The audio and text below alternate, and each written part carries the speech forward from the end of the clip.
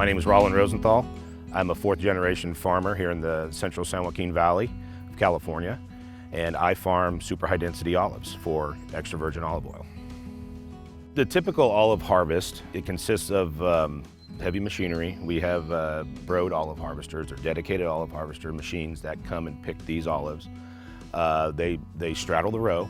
They have rods in them that beat both sides of the tree, and then there's a conveying system that is incorporated in the machine that conveys the olives up to the top of the machine and then over to the row into a gondola.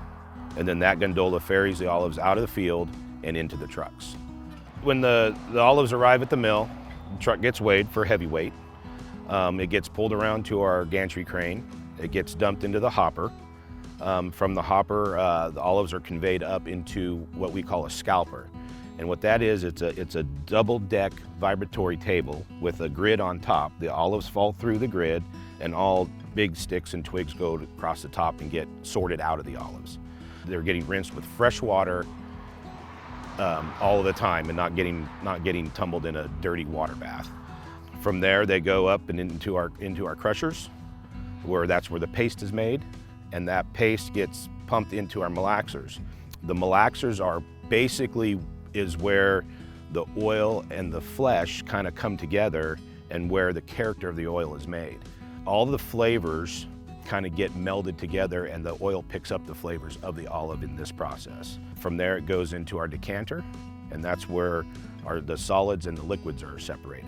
Then it uses centrifugal force to separate the oil, the water, and the pumice. And so you've got pumice coming out of one end, you've got water coming out of one end and the other end, and you got oil coming out of the other side of the water phase. So from there, that oil that we're pulling out of there gets pumped over to our vertical centrifuges, and it gets polished. They call them polishers.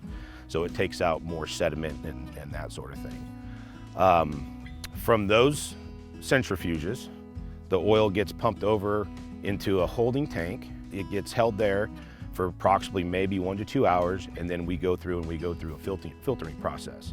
So the oil is ready to be used right then and there that day. We can bottle it the same day we're milling it if we choose to.